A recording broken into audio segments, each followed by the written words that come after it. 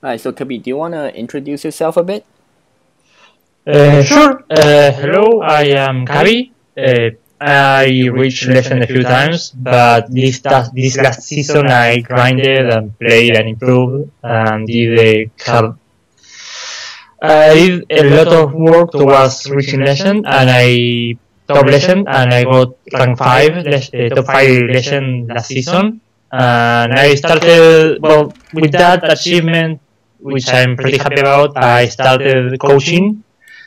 It went really well so far, a lot of happy people, and been able to help a lot, been trying to be more active in the community, replying to a lot in Reddit. And so I'm hoping to have even more achievements, like get another top 16 Legend, maybe win one of the weekly tournaments, still coach people because I enjoy it, and hopefully I can save enough money to start streaming because my internet is not very good and I don't have a webcam. But some people have already asked me if I'm streaming, and sadly not yet. Cool. Alright, so this is the deck list we'll go with for now. Yep, we're gonna go with that for now. Alright, cool. So let's get started. Okay. How did you do last season?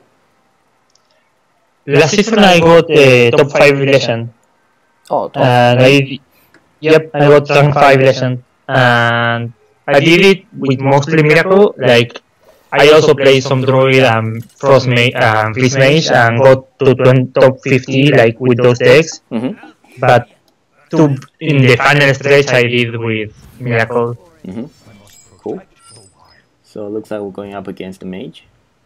Yep. So, well, first of all, we have no idea if it's Aggro Mage or if it's Freeze Mage.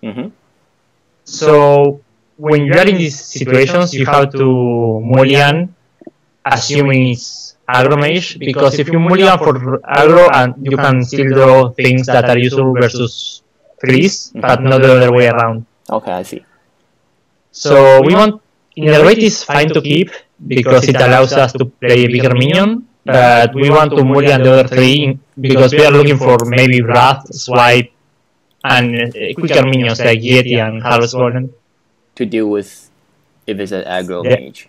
Yeah. Okay, that makes sense.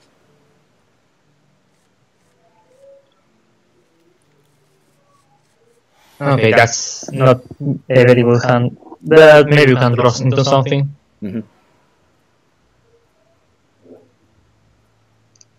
We really want the Wild Growth, the Harvest Golem, the Yetis, things that can be used pretty quickly versus those decks. So we have no play, just N10? Yeah, we have, just 10.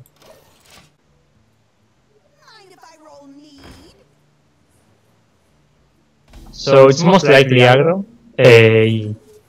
Well, maybe, I mean, some Freeze Mages can look harder, so it cannot be safe for certain, but many started to drop it, and many started to go Giant, so... So how do we determine whether to Hero Power or Wrath? Here we want to Hero Power, because we are not 100% sure of what he is, like, any deck could still be running this. So we can choose Hero Power and kill it. And the reason is we want to keep Wrath for, like, if he's aggro, Mana Wyrm, Night Juggler, that kind of stuff. Yep, that makes sense. And even if it's still Freeze, like, you're probably not going to drop below, like, you're not going to drop a lot of HP versus Freeze until he has Traza, so you can still use your HP. So no matter what, we want to use our Hero Power. Secret. So this is probably either Freeze or Giant at this point, unless it's some secret mage that's for some reason or the other. Cool. So for turn 3... Yep. What do you want to do? Because it's... The way I think is, because it's leaning towards a Freeze Mage now, maybe just bring Archer Commander out. Okay, let's say you bring Archer Commander out. Then, turn 4, it's a keeper. But but then your turn 5 and 6 are nothing at the moment. Yeah, that's true.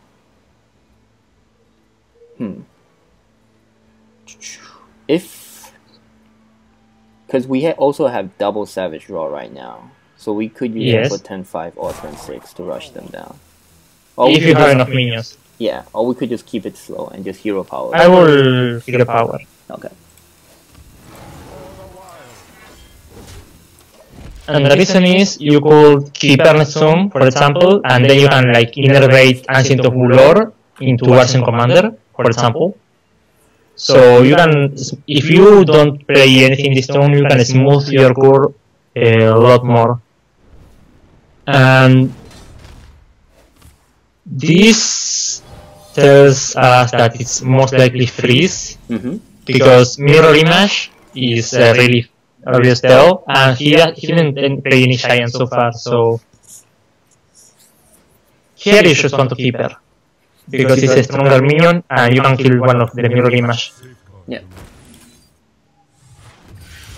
So in the previous play, you did mention that by playing Keeper now, and then we leave the option to innovate Ancient of Law out on turn 5. Yep. Okay. And then turn 6 is Ancient Commander. Okay. So it makes your curve a lot smoother and it gives you more options on the long run. Yeah, definitely.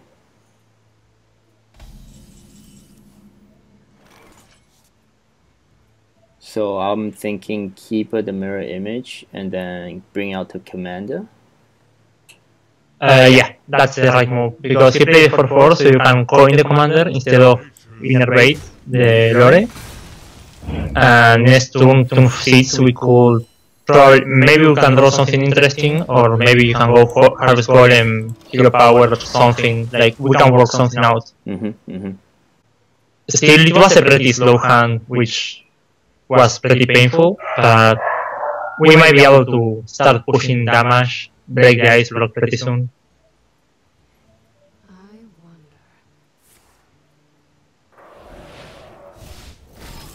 Alright, so that's one Frostbolt.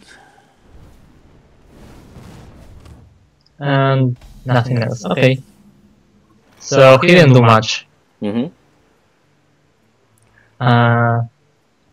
So here you can actually do Harvest Golem, innervate Druid of the Claw, and then next turn could be Ancient of Lore, and then turn 8 probably nothing, then into the combo. Or yeah, I think that's the best one, because you are reaching the point of Flame Strike, so that's pretty dangerous. But at the same time, you have to start pushing damage. So your suggestion is bring both Harvest Golem and Druid of the Claw out? Yes. In charge? The advantage of not doing charge is that you get to survive the Flame Strike.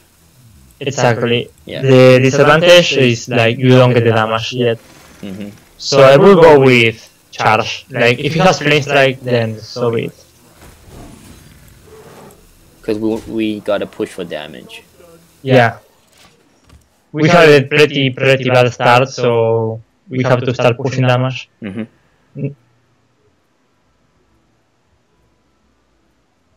If we don't, he just gets a free Alestrasa, then we just die.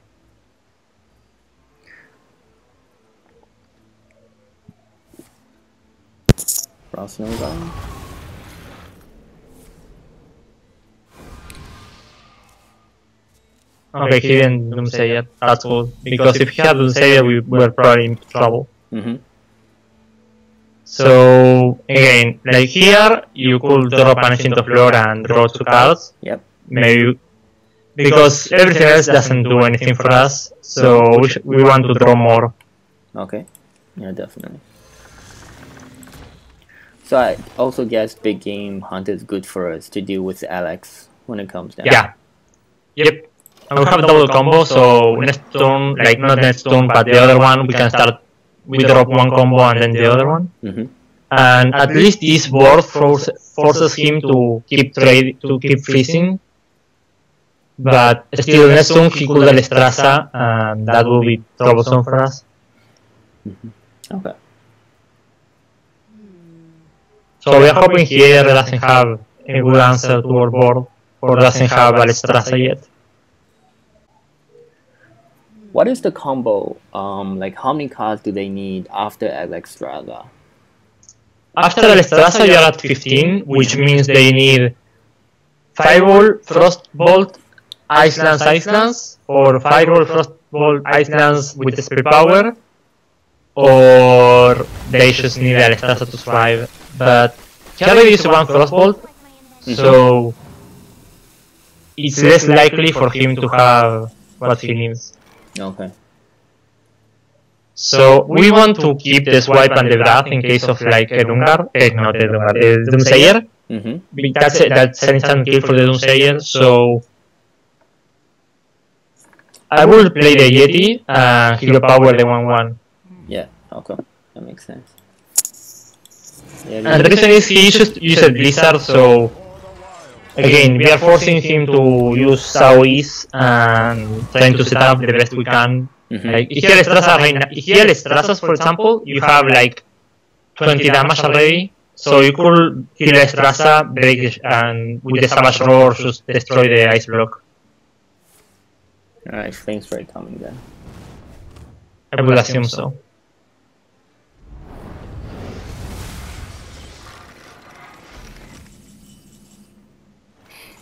So I guess combo now.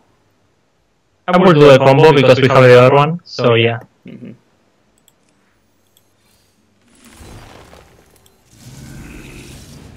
This is not going to like push lethal. Yeah.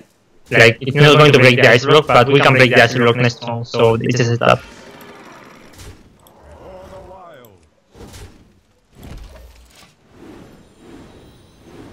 Like we can break the ice block with just swipe and hero power. Swipe hero power, okay, yeah, and that would also give That- us. Yeah, I'm just naming a way to break. Like we don't like if it downs, then like in mirror image, Alestrasa. Okay. So we can become Hunter and hero power to stay outside of range. Yep.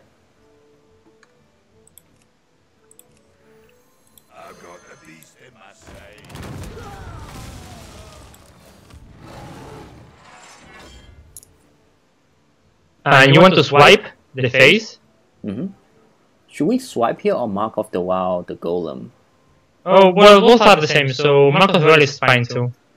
Yeah, just in case they have ice barrier too, we can swipe and get bypass the ice barrier. Yep, that's fine too.